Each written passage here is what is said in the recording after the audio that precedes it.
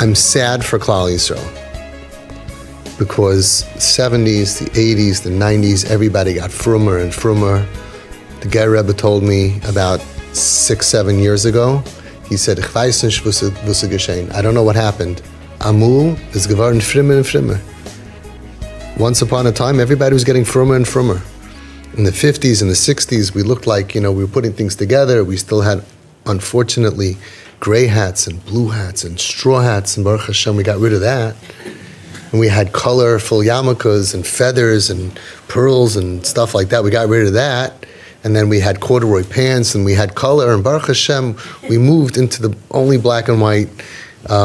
And everybody got frummer and frummer, and people never dreamed that their kids would go to kollel. It was like unheard of. Reb Aaron Kotler opened up with 30 guys. And now, Baruch Hashem, 8,000, 9,000, 10,000, everybody's going to kollel and everybody's frum. We have the best hashgacha. I mean, this is unbelievable what happened. And we really hoped that our children who are in our homes, and we built beautiful homes, and we kept away all the bad stuff, and we threw out all our TVs in the 80s and the 90s, and we stopped going to movies, and we did everything we're supposed to do. And we hoped that our children should grow up Kedusha, Tahara, pure, innocent, and that's it. That's what we wanted. It's a beautiful, beautiful dream. And now we're faced with a reality that in almost every family, or in every neighborhood, in every block, there are kids who are Machal Shabbos. There are kids who went off the derech. And people don't know what to do. People don't know what to do. We have a kip here, and she's desperate for connection. And her sister loves her, and they get along great. And her sister is married, and they have kids, and she would love, this kip would go to her sister for Shabbos often. But her sister said, we asked our Das Torah, and they said, our kids shouldn't see Chil Shabbos. Our kids, 7, 8, 9, 10, they shouldn't see it. Even 5-year-olds, they ask questions. They shouldn't see it. So if she's going to be Machal Shabbos, or if she's not going to dress tznius, if she's going to do anything out of the way we raise, it's not good for them to see it. So this kip is nebuch, floating away from Klal Yisrael, under doctor's orders, under her Rav's advice. Another kid said to her parents who are here, I can't have my sister come over to my house. I don't want my kids to see that she wears red nail polish. Now, some people laugh and it sounds silly, but to her, she was very serious. I don't want my kids to know, the Chassidish kids, they shouldn't know that it's an option. It's not good. You start putting into their mind that there's options, that you can dress like mommy or you can dress like whatever and have red nail. And in a way, she said red nail polish is even worse than Chilul Shabbos. That was her mindset. Why? Chilul Shabbos they're not going to do, but red nail polish, maybe they're going to, all of a sudden, they're going to say, I want to have red nail polish, and I don't want them to have red nail polish.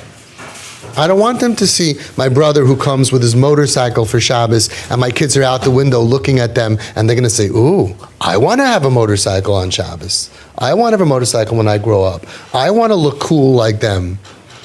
It's a serious problem for the siblings, for the cousins, for your other grandchildren, for the neighbors' kids, whole Klal Yisrael. So we had the first 20 years ago when this happened, 15 years ago, even 10 years ago, we were able to push them away and have this like fake world where our kids shouldn't see it. But now you can't do that anymore. The kids you have to be mechanech the kids now. They go in the bus, in the school bus, they look outside and they ask their friends, is that your brother or your sister? Why does he have long hair? It looks like your sister. Is that your sister? It looks like your housekeeper. And they start making fun, and they're asking questions, and they don't know, and everybody's scared. Kiknish, don't look. And it used to be that you could maybe avoid it, and it's getting closer and closer and closer. So don't invite your brother over with his kids for Shabbos, and don't invite your sister over, and your parents can have their kids come over, and there's all of this tremendous anxiety and fear that seems 100% real and logical. Why would anybody raising a frum family want their kids to see Chil Shabbos? what's going to happen to them? They're going to say, hey, there's an option. I was going through the system, 8, 9, 10, 11, 12, 13, 14, 15, 16, 18, 20, 50, 60, 90. There's no option. I have to be from. And now all of a sudden they're going to see there's an option. Maybe they're going to decide they also want to be Mechal Shabbos. Or maybe they're just going to get weak. You think you could see Chil Shabbos and stay just as strong? It's going to affect them. They're going to say, why do we have to eat Chalav Yisrael when he's eating treif? Why can't I eat Chalav Stam at least? Everybody's going to get weak. That the kids growing up are going to get weak if they see and they're connected to those who are Mechal Shabbos. And it's becoming a big problem. And it's stopping people from inviting over families, and it's a big problem. It's a really big problem. But here's the thing.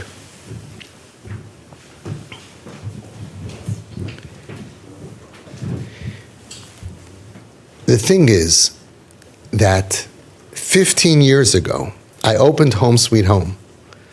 And I raised my kids in my house from 4 years old, bringing in Mechal Shabbos into my house on a steady basis, not just Shabbos. They were always there. Pesach by my Seder. I had my kids and my kids, these kids, those kids, our kids. Chalamite trips. I have pictures of they really knew them. They grew up with them. There were constantly new kids. Every few months, another kid moved into my house. My kids, I started from 4 years old raising them this way. 4, 5, 6, 7, all the years, they were raised with constantly seeing Chil Shabbos. And I didn't have even one tiny doubt that they would lose out because of it. If you're from, and you're happy, and you have a normal house, and you're doing well in yeshiva, and you don't have trauma or any problems, why would you want to go off the derech? A little bit, maybe when you're 6.5 years old, you'll say, "Ooh, this guy looks cool." Okay, that's not going to make you eat shreif and go off the derech. I didn't have a hava mina. So you could say, well, it wasn't a sibling, it wasn't a cousin. Everybody could say why it's different. This was a lot worse, because every year every few months was another kid and another kid and another kid that's less stable than your sister or your cousin that you know and you have a relationship with. It was kids that I did not have a relationship until they moved in and I got to know them. It was strangers. It was a lot of Chil Shabbos. My kids used to say, how come these guys walk out by the Shabbos meal after every course? How come they go for a walk? So I said, they're very health conscious. They like to go for a walk in between courses. And then at some point, they opened up the window shade or looked down the block and they said, oh, Chaim smoking on Shabbos. I said, yeah, Shefala. They're not from. And we are. And you know what Hashem wants us to do? Be makar of them. Psh, simple. We're lucky, we're fortunate enough that we have something amazing. They never don't have it. I feel so bad for them. But we're not going to be merachik them and reject them, and we're not going to be upset at them. We're going to be nice to them. And I never thought they're going to be from, by the way. When I opened Home Sweet Home, I just wanted to be nice to them. Give them food, get them jobs, get them off drugs. Because isn't that what we're here for? To help people? It's not contagious. So it's the kind of situation where the more you fear it, then it becomes a real thing. Oh, careful, they're going to see. I had no fear of it. And if you don't fear it, it doesn't do anything to you. If you don't fear it, now listen, I can't tell you 100% of the world is going to have, the same outcome. Of course, it's the Yatad D'Shmaya. Of course. But this is my story. Ad Kedei Kach, that before Rosh Hashanah, a couple of years ago, it was Friday night, Gesundheit. It was Friday night, and I told my kids, I had a 20-year-old and a 16-year-old, Gesundheit, and I said, guys, we need schusim before Rosh Hashanah. After the meal Friday night, instead of going to sleep or whatever, we went out to the park looking for the Mechal Shabbos. We need schusim. Unfortunately, in our dart, there's so much opportunity for schusim. The Zohar HaKadosh in Parashas Truma says there's nothing more bigger, better that you can do for Hashem than to run after those who fell away from the crown and to try to be mishtadel to bring them back with love. Why are we so foolish? We're going to get paid big time for that. So I took my kids looking for them. Everybody's worried. They shouldn't see. Come, guys, let's go. And we went to the park, and there were Mechalei Shabbos there, smoking cigarettes. And I sat with them, and I introduced myself, and I introduced my kids to them. My kids didn't look at them and say, oh, wow, I want their life. From far, who are from, they kind of look out of the bus window and they say, oh, imagine not having to wear a yarmulke and not say brachas. Imagine not having to go to school. Imagine not having to study. It looks glamorous. But when you're actually close in, they're not glamorous. They're pathetic. They're hurting. They're dysfunctional. And all of them, by the way, want to be like us. When they get healthy, all of the Home Sweet Home kids who had a family to go back to, which was most of them, are from today. Those same kids. So even if they would have looked up to them, so a couple of years later they would look up to them, so that when they become from, they'll make them starker. My kids got stronger because of this experience. We're living in a real world. You can't live in a ghetto with girls starving outside, and my sons shouldn't see this, and we shouldn't see starving people, and we should see a perfect world. We built this beautiful little bubble, but the world is crumbling around us and people are dying. So now is not the time to say, I don't want my kid to see. First of all, like I said, to me, and I'm pretty sure that if you ask all of the chevra working with the kids, all of the angels on the street, we're not scared of them. They're not scary. They're not going to pull our kids down. If you fight with them and you say, kick me, you look away, they'll bite your head off. But if you're nice to them, they're sweet, sensitive neshamalach. They're like little puppies. They're the nicest kids. What are you scared of? You don't want your daughter to know that it's shaykh to be natznius? That's how weak your chinuch is. You tell your daughter, some people choose not to be frum. And I'm going to explain to you why we choose to be frum. Chinuch. And if they're happy and they're stable, they're always going to choose to be frum. That's it. They're not going to want red nail polish. Why do you think that they're going to want to look like their cousin and not like their mommy? If you're her best friend and you're her role model, you're the mommy, and she has older sisters, no. She's not going to look like anybody from the last 400 years, from all the grandparents and all the aunts and uncles. She's going to want to look like her dysfunctional cousin, right, who dresses whatever and is going through a hard time and is suicidal and on drugs. That's going to become a role model? Well, why? Don't be scared of it. Say, yeah. And you should know, the kids who came to Home Sweet Home, they looked very cool. And my kids were growing up, they were like, whoa, necklace, whoa. I have a bag of all those necklaces now. It's not going to be right away. It's not going to be the first day that they're going to say, feh, look at them. They're going to say, oh, this is very interesting. And they talked about movies. And my Shabbos table, my kids grew up with, you know what happened on my Shabbos table? Rabbeinu Shalom. Really. There were words that were said at my Shabbos table that are not found in any siddur in the world. Because we didn't have a regular Shabbos table. We were a factory to save Jews. We were Schindler's List.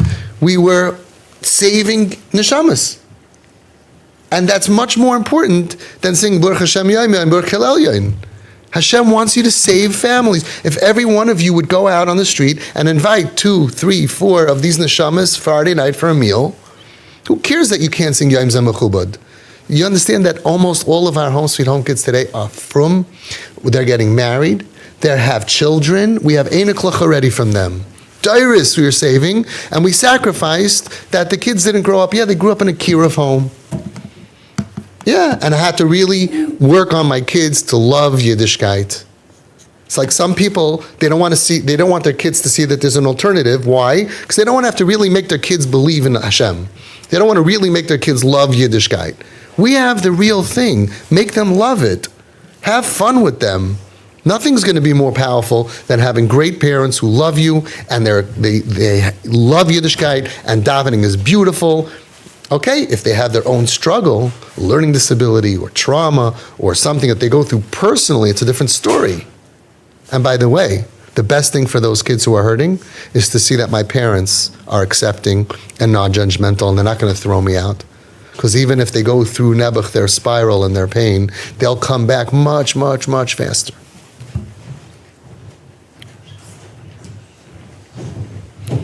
By knowing that my parents are loving, good people. They're not going to hate you and hate your Yiddishkeit and your negativity and your judgment. It's a whole different spiral, and they don't go down so fast and so low. They go like this, and then they can come back up.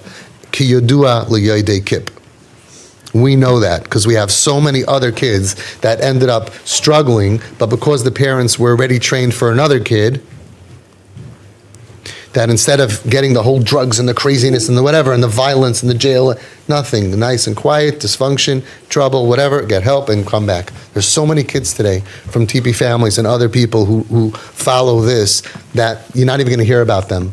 They're going to be a difficult life for a year or two or three, and then you're going to see they're going to come back and they're going to be from without all of the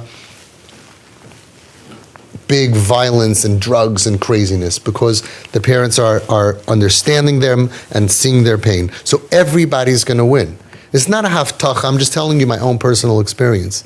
So everybody's so scared. Reb Shlomo Miller, who's the Paisek Hadar, one of the Paisek Hadar of Toronto, of Canada, of Lakewood, he came here to our group and he told us, it's on camera, he said, when I grew up, half my family wasn't from.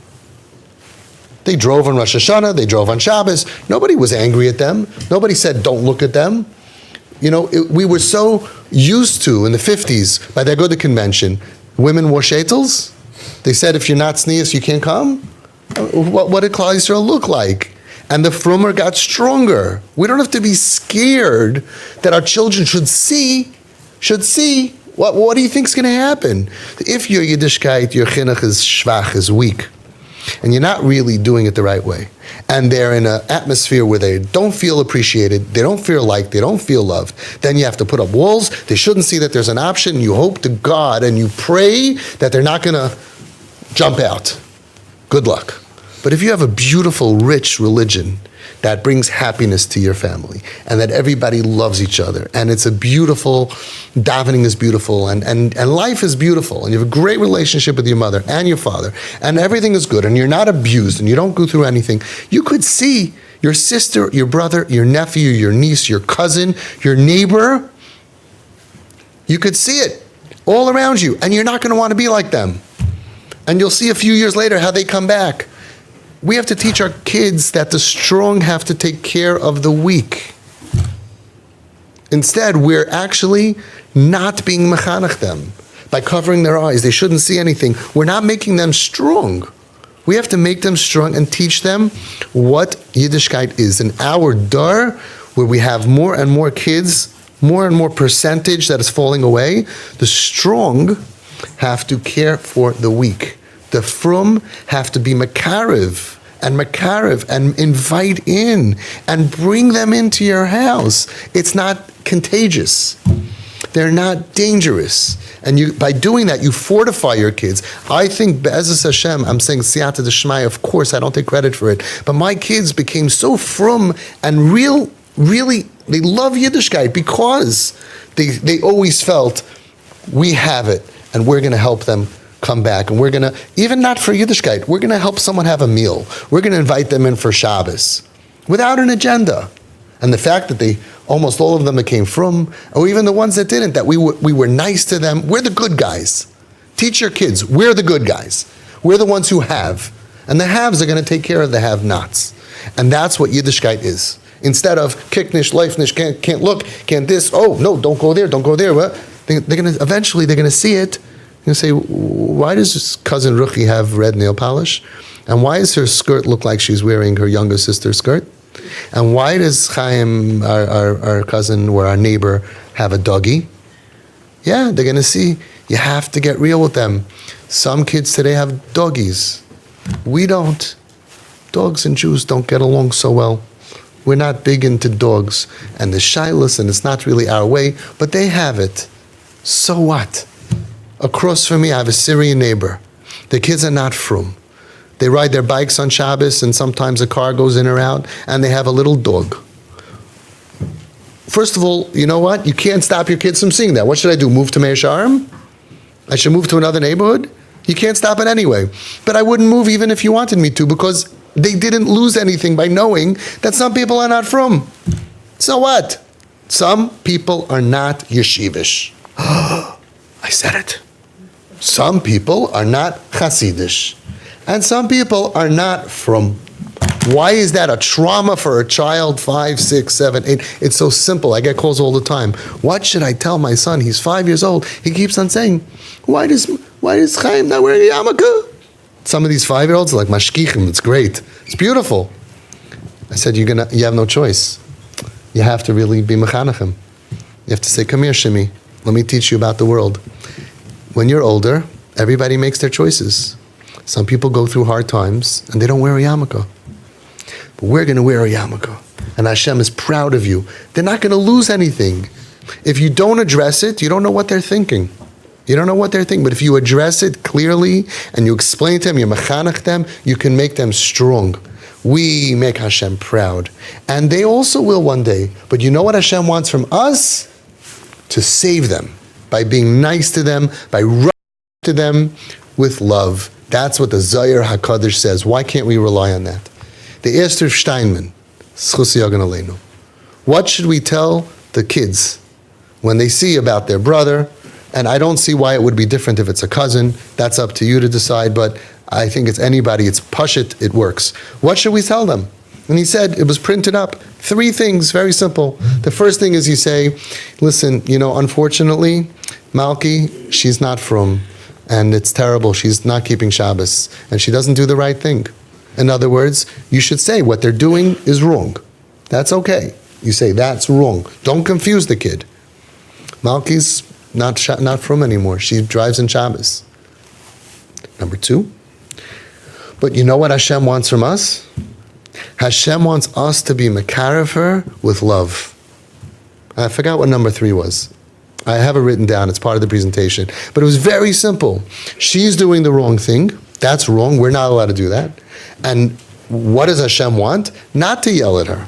Not to scream at her. Not to reject her. Not to give her musar. But to make her feel so comfortable, that's what he said, so comfortable that she should be the most comfortable in our home. And to be mekarev her. Very simple. A 5-year-old, an 8-year-old, a 10-year-old can understand that. You know why? It's emes. It's the simple truth. That's what Hashem wants from you. Not to look down at the sinners, not to scream shaygitz, goite, shiksa, rachmana litzlan. No, it's not what Hashem wants. We have to bake this into our kids so they can digest it and they can go out and they can go be makarev. This is the next dar. They're all going to be seeing kids in their class go off the derech. They're all going to be seeing to the right and to the left who knows what's coming. We have to make them strong. We have a mission. We have to be makarev. When you see somebody that you can grab, imagine physically that they're in the ocean and they're drowning. What would you do? You'd throw a rope. Same thing spiritually. When you see somebody in your class, somebody in your block, somebody in your mishpacha that's drowning spiritually or emotionally, throw them a rope. Connect to them. Pull them out. Be there for them. That's what we're all about. When you have that hashkafa, it doesn't become a dangerous thing. Unfortunately, this is what we need to teach the rest of the world.